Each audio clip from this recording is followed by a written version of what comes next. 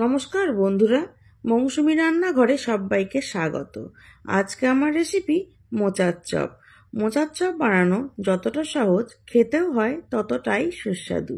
তাহলে বন্ধুরা চলুন শুরু করি আজকের রেসিপি মোচার চপ। মোচার চপ বানানোর জন্য প্রথমে মোচাটা পরিষ্কার করে নিতে হবে। আর মোচা পরিষ্কার করতে আপনারা সকলেই জানেন, তাই আর সেটা ভিডিও করে দেখালাম না। মোচার মধ্যে যে শক্ত একটা কাঠি থাকে আর সামনের দিকে পাতলা একটা সাদা পাতা থাকে, সেটা ফেলে দিয়ে মোচাটা কুচিয়ে নিয়েছি। আর মোচাটা কুচিয়ে নেওয়ার পর জলের মধ্যে সামান্য একটু হলুদ দিয়ে মোচাটা কিছুক্ষণের জন্য ভিজিয়ে রেখেছিলাম। তাহলে মোচার যে কালো কষটা থাকে সেটা বেরিয়ে যাবে, মোচাটা আর সেভাবে কালো হবে না। প্রায় 10 মিনিট জলে ভিজিয়ে রাখার পর মোচাটা জল থেকে তুলে প্রেসার কুকারে 2টো সিটি দিয়ে সেদ্ধ করে নিয়েছি। সাথে মাঝারি সাইজের একটা আলুও সেদ্ধ করে নিয়েছি। আর সেদ্ধ হয়ে যাওয়ার পর জলটাও ঝরিয়ে নিয়েছি। এইবার কড়াই গরম করে দিয়ে দিয়েছি কিছুটা পরিমাণ সর্ষের তেল। তেল ভালোভাবে গরম হয়ে যাওয়ার পর গ্যাসের ফ্লেমটা মিডিয়ামে রেখে দিয়ে দিলাম কয়েকটা চিনে বাদাম। মিডিয়াম আছে বাদামটা খুব ভালোভাবে ভেজে নেব। হাই ফ্লেমে বাদাম ভাজলে কিন্তু উপরের খোসাটা খুব তাড়াতাড়ি পুড়ে যায় আর ভেতর থেকে বাদামটা কাঁচা থেকে যায়। তাই বাদাম যখনই ভাজবেন গ্যাসের ফ্লেমটা মিডিয়ামে রেখে ভাজবেন, দেখবেন বাদামটা কিন্তু খুব সুন্দরভাবে ভাজা হবে।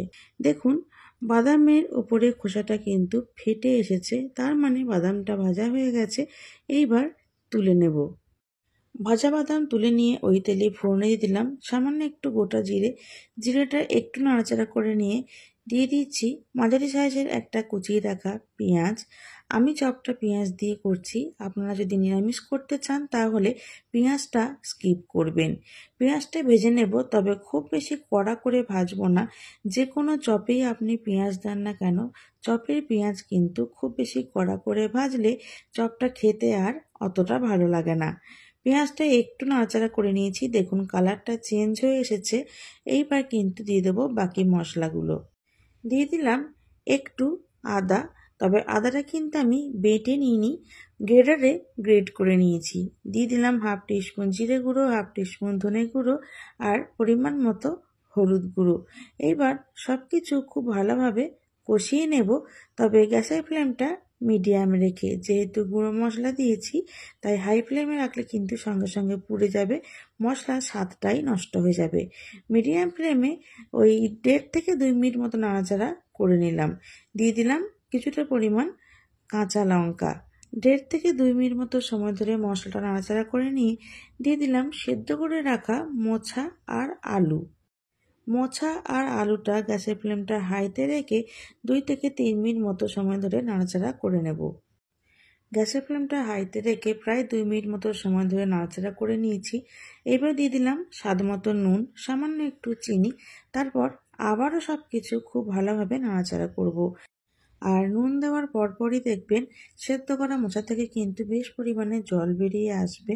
তো গ্যাসের ফ্লেমটা হাইতে রেখে অনবরত নাড়াচাড়া করে যেতে হবে যতক্ষণ না পর্যন্ত এই এক্সট্রা জলটা শুকিয়ে যাচ্ছে।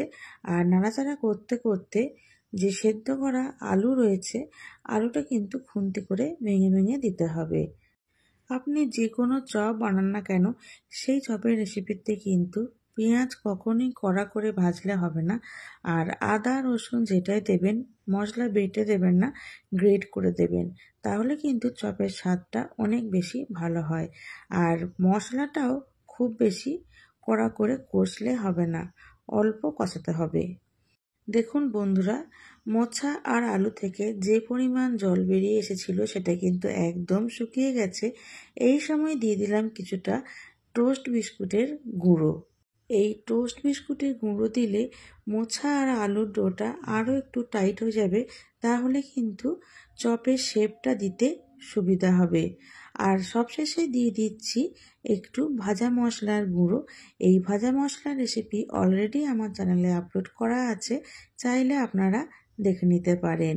গোটা গরম মশলা, দারচিনি, এলাচ, লবঙ্গ, তেজপাতা, গোটা মৌরি, শুকনো লঙ্কা সব কিছু ড্রাই রোস্ট করে নিয়ে ঠান্ডা হয়ে যাওয়ার পর মিক্সিতে গুঁড়িয়ে রাখলেই কিন্তু এই ভাজা মশলাটা তৈরি হয়ে যায়। আর এই মশলাটা অনেক রকম রান্নায় আপনি ব্যবহার করতে পারবেন। দিয়ে দিলাম ভেজে রাখা বাদাম।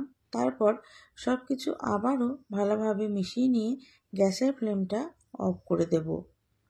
এইবারেই মোছা আলু আর মশলার মিশ্রণটা একটা থালার মধ্যে ঢেলে নিলাম, যাতে খুব তাড়াতাড়ি ঠান্ডা হয়ে যায়। এইবার একটা ব্যাটার রেডি করে নেব।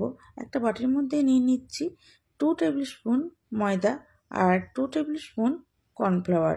ময়দা আর কর্নফ্লাওয়ারের পরিমাণটা সম পরিমাণ দিতে হবে। অল্প অল্প করে জল দিয়ে এই ময়দা আর কর্নফ্লাওয়ারের ব্যাটারটা রেডি করে নেব। একেবারে খুব বেশি জল দেবেন না, তাহলে কিন্তু ময়দা আর কর্নফ্লাওয়ারটা ডেলা বেঁধে যাবে, তখন আর ঠিকমতো ব্যাটারটা তৈরি হবে না। অল্প অল্প করে জল দিয়ে একটা ব্যাটার তৈরি করতে হবে, যেটা খুব বেশি ঘনও হবে না, আবার খুব বেশি পাতলাও হবে না। ব্যাটারটা আমার একদম রেডি হয়ে গেছে। দেখুন, খুব বেশি পাতলাও না, আবার খুব বেশি ঘনও না, চামচের মধ্যে কিন্তু লেগে রয়েছে। মোছা আলু আর মশলার যে মিক্সচারটা তৈরি করেছিলাম সেটা এতক্ষণে ঠান্ডা হয়ে গেছে। আবারও একটু ভালো করে মেখে নিলাম। এইবার চপের শেপ দিয়ে নেব। আমি এখানে চপটা একটু লম্বা করে করছি। ভেজিটেবল চপ যেরকম হয় ঠিক সেইভাবে আমি চপটা তৈরি করছি। আপনারা আপনার পছন্দ মতন শেপ দিয়ে মোচার চপ তৈরি করতে পারেন। এইবার এই চপটা আমি ময়দা আর কর্নফ্লাওয়ারের ডোয়ের মধ্যে ভালো করে কোট করে নিচ্ছি।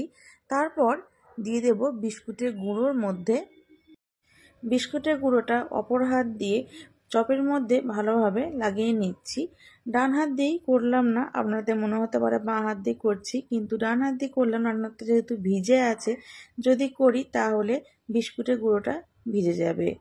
তো একবার বিস্কুটের গুঁড়োতে কোট করে নেওয়ার পর আবারও ময়দা আর কর্নফ্লাওয়ারের ব্যাটারের মধ্যে কোট করে নিলাম। তারপর বিস্কুটের গুঁড়োর মধ্যে আবারও একবার কোট করলাম। ভেজিটেবল চপ, মোচার চপ, ডিমের চপ এইসব ধরনের চপ তৈরি করার সময় 2 বার কোট করে নিলে চপটা ভালো হয়। দেখুন, চপটা রেডি হয়ে গেছে। এইভাবে বাকি চপগুলো আমি তৈরি করে নেব।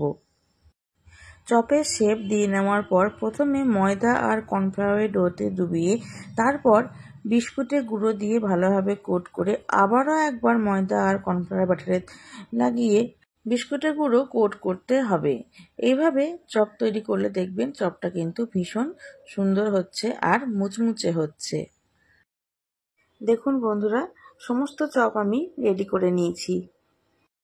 চপ ভেজে নিতে হবে। কড়াইয়ে কিছুটা সাদা তেল আগে থেকেই গরম হওয়ার জন্য বসিয়ে রেখেছিলাম। তেলটা খুব ভালোভাবে গরম হয়ে গেছে। এইবার গ্যাসের ফ্লেমটা মিডিয়াম টু হাইতে রেখে চপগুলো তেলের মধ্যে দিয়ে দেব। একেবারে বেশি চপ দেবেন না, কড়াইয়ে তেলের যেরকম পরিমাণ থাকবে সেই বুঝে অল্প অল্প করে চপ ভেজে নিতে হবে। এই ধরনের চপ কখনো হাই ফ্লেমে ভাজবেন না, তাহলে চপের ওপরে যে বিস্কুট গুঁড়োর কোটটা আছে সেটা পুড়ে কালো হয়ে যাবে। সেক্ষেত্রে চপের স্বাদটা কিন্তু একদমই খারাপ হয়ে যাবে। তাই গ্যাসের ফ্লেমটা মিডিয়াম টু হাইতে রেখে চপগুলো আস্তে আস্তে উল্টে পাল্টে ভেজে নেবেন, যতক্ষণ না পর্যন্ত চপের কালারটা গোল্ডেন ব্রাউন কালার আসছে। দেখুন বন্ধুরা, চপের কালারটা গোল্ডেন ব্রাউন হয়ে গেছে। এই সময় তেল থেকে চপটা তুলে নিতে হবে। এই চপগুলো তুলে নিয়ে বাকি চপগুলো ঠিক একইভাবে ভেজে নেব, গ্যাসের ফ্লেমটা মিডিয়াম টু হাইতে রেখে। আর চপগুলো কতটা ক্রিস্পি হয়েছে সেটা আপনারা আওয়াজ শুনে বুঝতেই পারবেন। বন্ধুরা, রেডি হয়ে গেল আমাদের সবার পছন্দের মোচার চপ। শীতের সন্ধ্যায় এইরকম মোচার চপ বানিয়ে চায়ের সাথে পরিবেশন করুন। আর আমাকে কমেন্ট বক্সে জানাতে ভুলবেন না রেসিপিটি আপনাদের কেমন লেগেছে। ভালো লাগলে চ্যানেলটি সাবস্ক্রাইব করে আর শেয়ার করে আমার পাশে থাকার অনুরোধ করছি। আজকের মতো এই পর্যন্ত। আমি আবার আসবো অন্য কোনো রেসিপি নিয়ে। ভালো থাকবেন, সুস্থ থাকবেন। ধন্যবাদ।